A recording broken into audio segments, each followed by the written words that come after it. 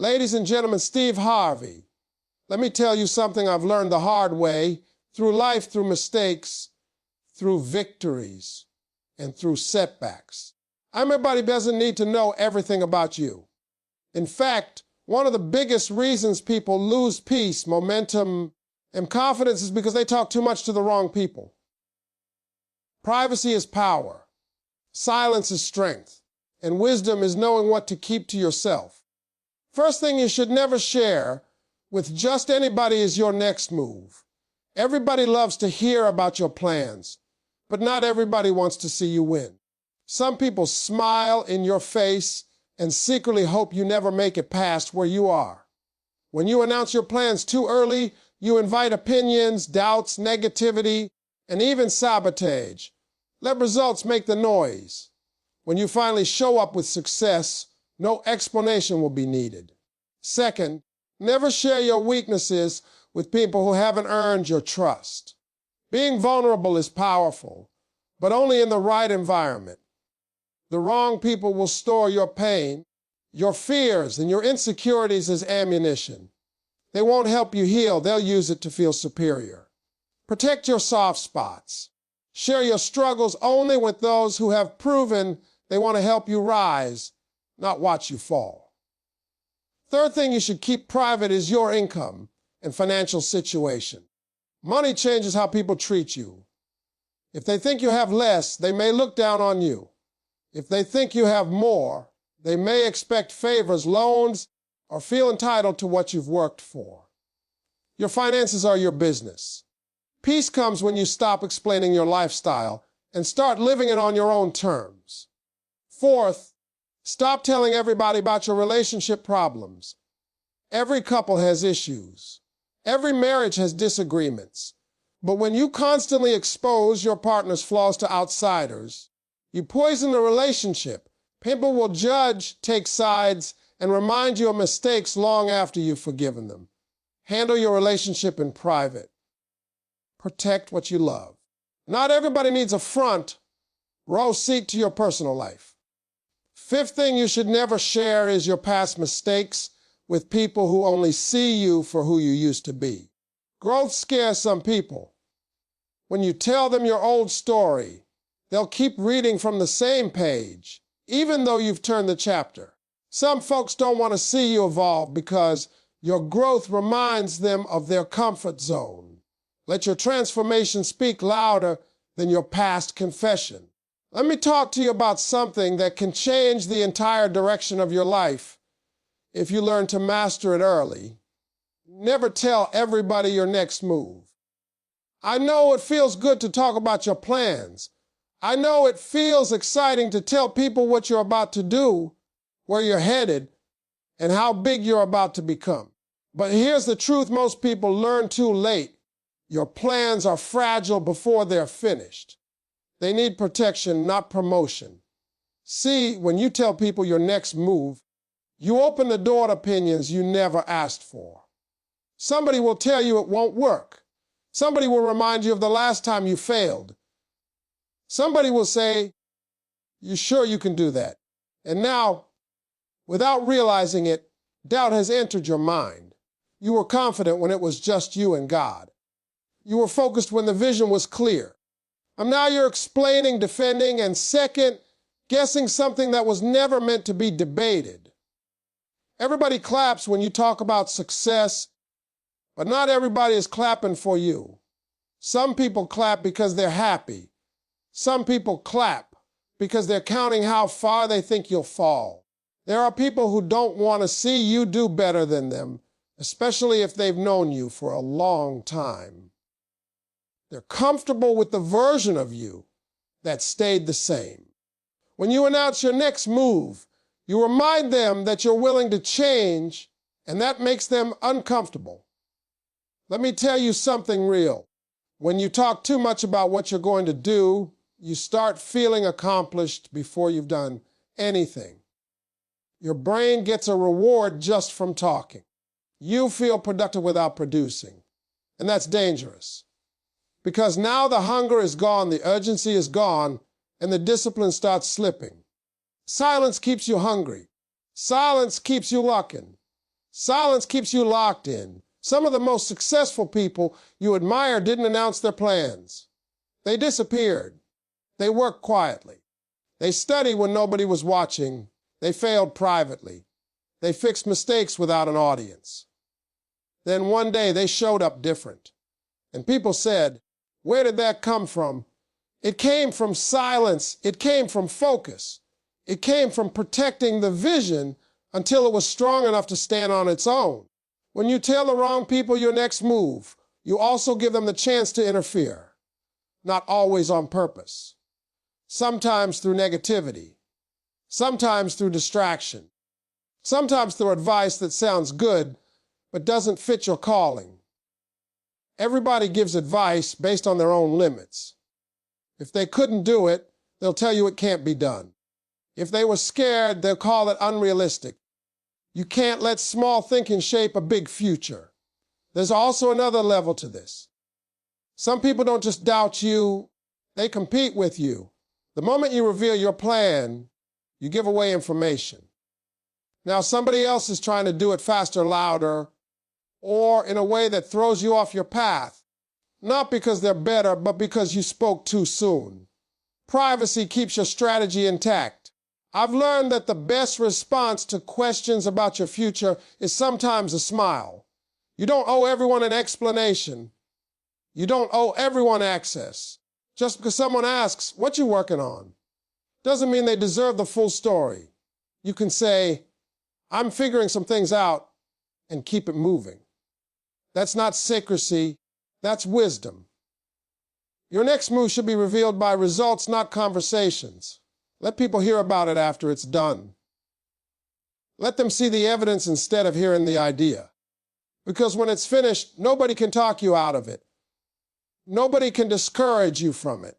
Nobody can steal your excitement or drain your energy. When you move in silence, you build confidence from progress, not approval. You stop looking for validation and start trusting the process. You learn to listen more than you speak. You become strategic. You become patient. And patience is a weapon most people don't know how to use. So keep your next move between you and the work. Wake up quietly. Improve quietly. And when it's time to step out fully formed. Not half-bitten. Not explained. Just ready. Let me talk to you about something people misunderstand all the time, and that is sharing your weaknesses with everybody. In today's world, folks love to say, be open, be vulnerable, tell a story. And that sounds good, but the truth is this vulnerability without wisdom will cost you. Not everybody deserves to know where you're hurting.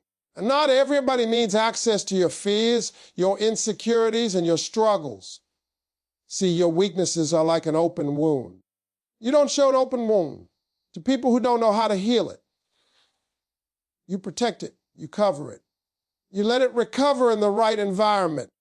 But when you tell your pain to the wrong people, they don't help you heal. They study it. They remember it. And one day, when you least expect it, they use it against you. Some people listen to your struggles not to understand you, but to compare themselves to you. They feel better knowing you're hurting. Others store your weaknesses as gossip, spreading your business in places you've never been. And some people, the worst kind, will throw your past pain back in your face during arguments just to feel powerful. That's why you gotta be careful who you open up to.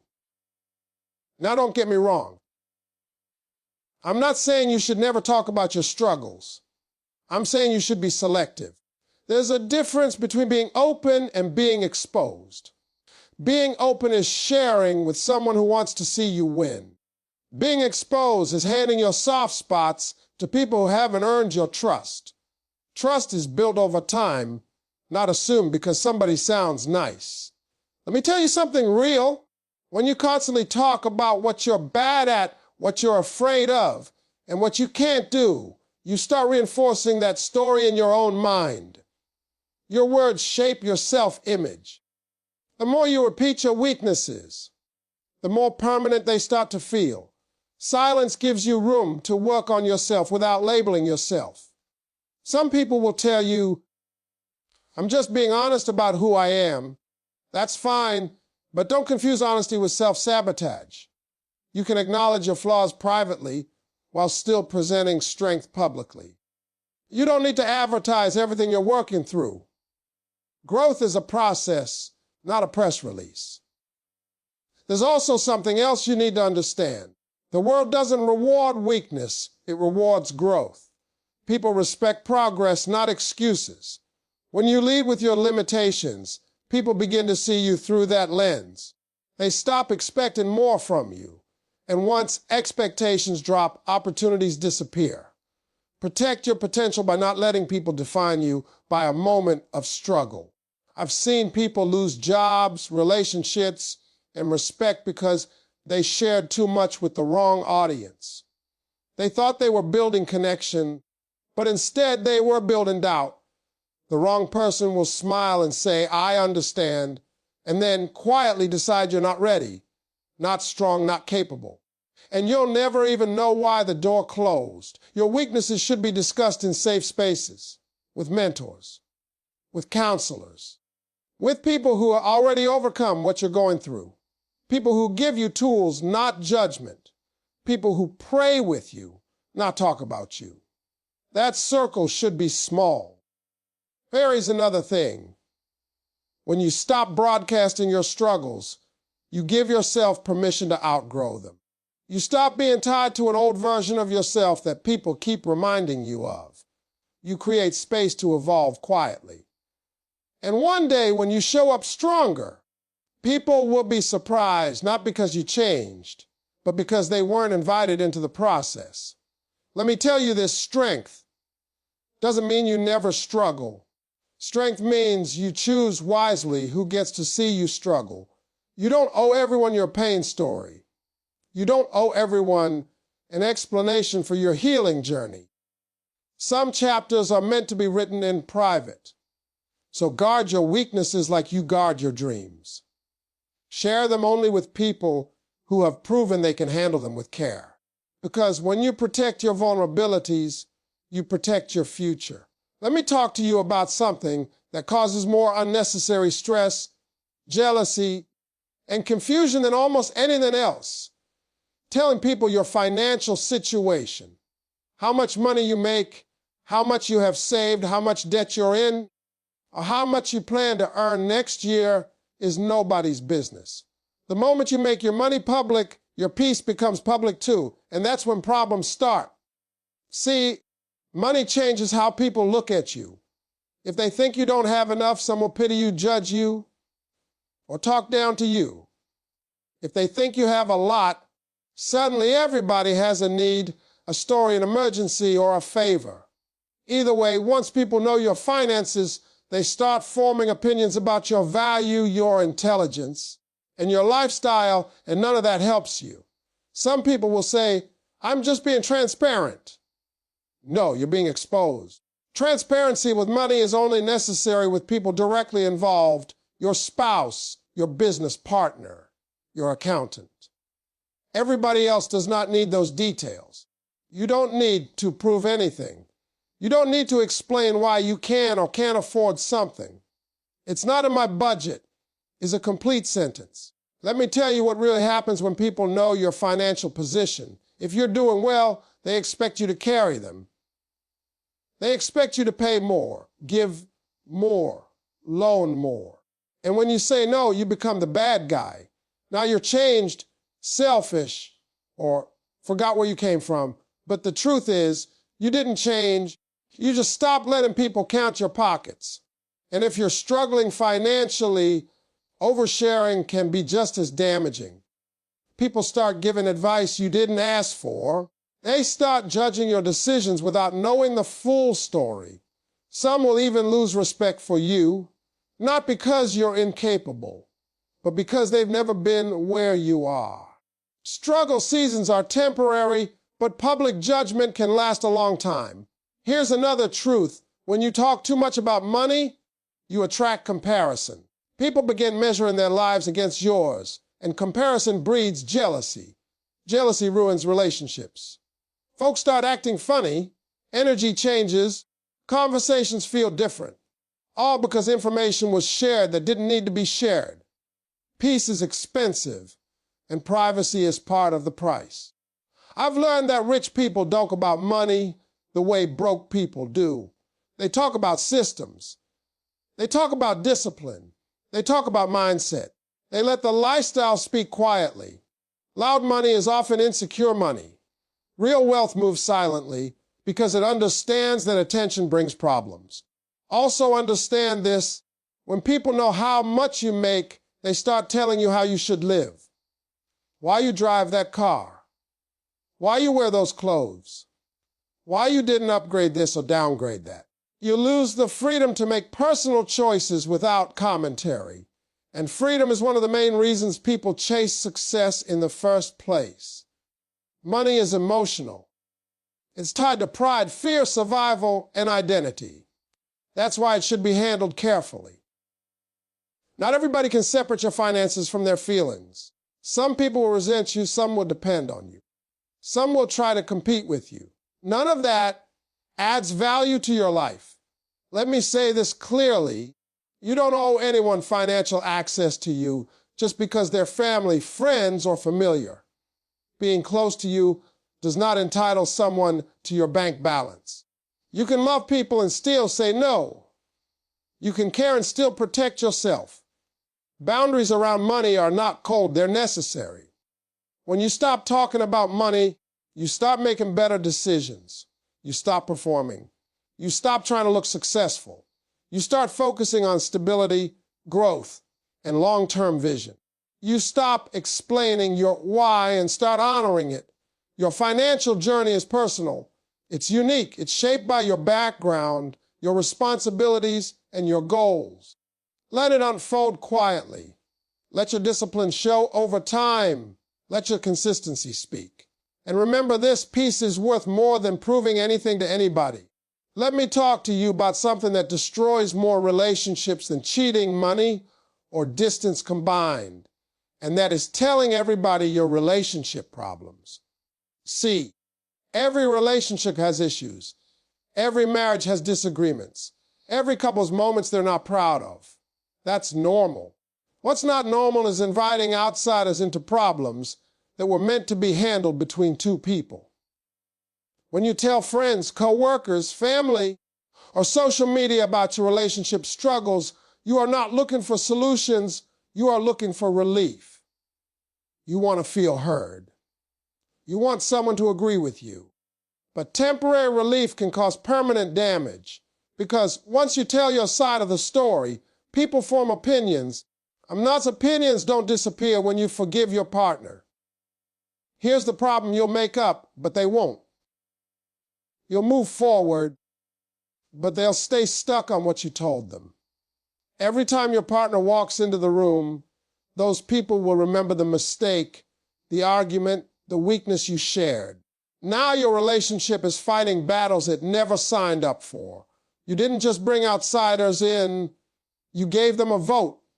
Another thing people don't realize is this: when you talk about your relationship problems, you're usually only telling your version. Not because you're lying, but because emotions shape memory. You leave out what you said. You leave out what you did. You leave out the tone, the timing, the pressure. And now people are judging a whole situation based on half the truth. That's not fair to your partner. And it's not healthy for the relationship. Some people you talk to don't want to help you fix it. They want to feel superior. They want to say, "Oh, I told you so." Others want to keep you dependent on their advice.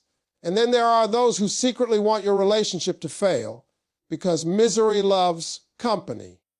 Not everybody giving advice has good intentions. Let me tell you something else that's real. When you constantly speak negatively about your partner, you start training your mind to focus on what's wrong instead of what's right. Words are powerful. The more you complain, the heavier the relationship feels. You stop remembering why you chose them in the first place.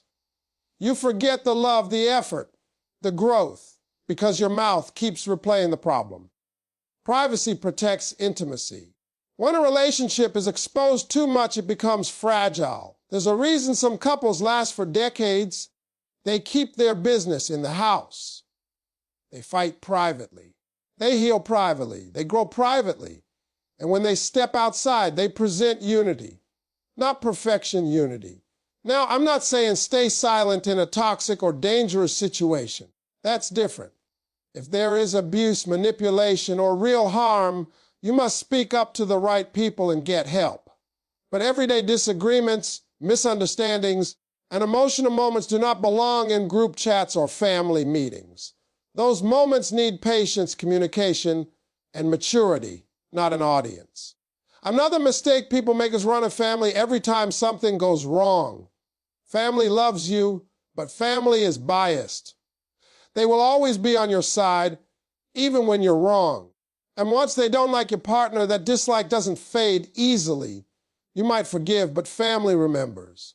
Now, holidays are awkward. Conversations are tense, and respect is gone, all because too much was shared. Your relationship is not a community project. Everybody doesn't get a say. Everybody doesn't get a role. 2 people can't build peace if 10 people are involved in the decision-making. When outsiders enter, confusion enters. When confusion enters, trust starts leaving. Strong relationships are not built by public validation. They're built by private conversations, hard talks behind closed doors, apologies that don't need witnesses, growth that doesn't need applause. That's where real connection is formed. When you protect your relationship, you protect your future. You give it room to breathe, to heal, to evolve. You stop poisoning it with outside opinions and start strengthening it with understanding and respect. So be careful who you talk to about the person you love. Not everybody deserves to hear that story. Some things are sacred. Some things need protection. And a relationship that's handled with privacy has a much better chance of surviving the storms that every couple must face. Let me talk to you about your past mistakes and why everybody does not need to know them. See, everybody has a past. Everybody has done something they're not proud of. Everybody has made decisions that if given the chance, they would do differently. That's part of being human. But the problem comes when you keep reopening old chapters with people who are committed to seeing you as the person you used to be. Some people don't want to meet the new you. They're comfortable with the old version because it makes them feel better about staying the same. When you tell them about your past mistakes, they don't hear growth, they hear confirmation. Confirmation that you're still that person in their mind. No matter how much you've changed, they keep bringing you back to where you started. You have to understand this. Not everybody celebrates transformation. Your growth exposes their stagnation. Your discipline highlights their excuses. So when you openly share your past with the wrong people, you give them a story they'll never let go of. They'll remind you of it in jokes. They'll mention it accident. They use it to question your credibility, even when you've proven yourself. Another thing people don't realize is that your past mistakes can become a label if you keep repeating them. You might say, I'm just being honest about my journey, but if you're constantly telling the same old story, you're mentally living there. Your words anchor you a version of yourself you're supposed to have outgrown. Growth requires leaving some explanations behind. There are people who don't care how far you've come. They only care where you fell. They will always measure you by your lowest moment because it gives them power. And once someone has power over your narrative, they can control how others see you. That's dangerous. Your story is yours. Don't hand it over carelessly. Now, don't misunderstand me. There's a time and place to share your past. If your story can genuinely help someone who's struggling, if it can inspire, teach, or guide in the right environment, that's different. But oversharing your mistakes in casual conversations, social settings, or with people who haven't earned to trust only reopens wounds that were healing just fine. Some people collect information the way others collect trophies. They don't want to understand you. They want something to talk about. And once your past becomes entertainment, you lose control of it. You can't explain context to everyone. You can't correct every rumor. That's why prevention is better than damage control. Let me tell you something else that's real. People will forgive you faster than they will forget. And some won't forgive you at all. They'll say they did, but deep down they'll always hold it against you. That's why you have to let your actions speak louder than your confessions. Consistency over time is a stronger apology than any story. Your past prepared you, but it does not define you. You don't owe everyone proof of how you learned the lesson. You don't owe everyone the details of your mistakes. The only people who need to know your full story are the ones walking with you into your future. When you stop explaining your past, you start building your future. You stop defending who you were and start investing in who you're becoming. You give people a chance to meet you where you are, not where you've been. Some chapters are meant to stay closed, not because you're ashamed, but because they've done their job. They taught you. They shaped you. They strengthened you. And now it's time to move forward without dragging old baggage into new seasons. Let me talk to you about something most people overlook, and that is your personal goals, dreams, and inner visions. Everybody loves to talk about where they want to go in life. Everybody wants to share their dreams, their big ideas, and the future they see for themselves. But here's the truth: not everybody needs to know what you're praying for, planning for, or working toward deep inside. Your goals start as thoughts. Thoughts are fragile. They need belief, repetition, and action to grow. When you share them too early with the wrong people, those thoughts get attacked. Somebody laughs. Somebody doubts. Somebody tells you it's unrealistic. And even if they don't say it out loud, their energy speaks loud enough to make you question yourself. Now your dream has to fight battles it wasn't ready for. Some people don't see what you see because they don't have your vision. They judge your dreams based on their own limits, their own fears, and their own past failures. They're not trying to hurt you, but their reality becomes your resistance if you listen too closely. That's why big dreams need quiet beginnings. Let me tell you something real. When you talk too much about your goals, you create pressure instead of progress. Now people are watching. How's that going? Now you feel rushed. And instead of moving at the pace of growth, you start moving at the pace of expectation. That pressure can make you quit early just to escape the feeling of being judged. There's also another danger. When you announce your dreams publicly, you start seeking approval instead of alignment. You begin shaping your goals to sound good to others rather than to feel right to you. That's when you drift away from your purpose. Dreams that require validation usually lose direction. Some people will encourage you at first, but encouragement fades when results take time. And most real dreams take time. When the excitement dies down, you're left alone with the work. That's when doubt creeps in, because now you remember all the voices that questioned you. Silence would have protected you during that phase. I've learned that the strongest dreams are built in private, early mornings, late nights, quiet sacrifices, no announcements, no applause, just discipline, just commitment, just faith. By the time people notice, the foundation is already solid. Another thing, when you keep your goals private, you stay flexible, you can adjust, you can pivot, you can change direction without explaining yourself. But when you've told everybody what you're going to do, you feel locked in. Pride keeps you stuck in plans that no longer fit you. Privacy gives you freedom. Not everyone who asks about your goals is rooting for you. Some are curious. Some are comparing.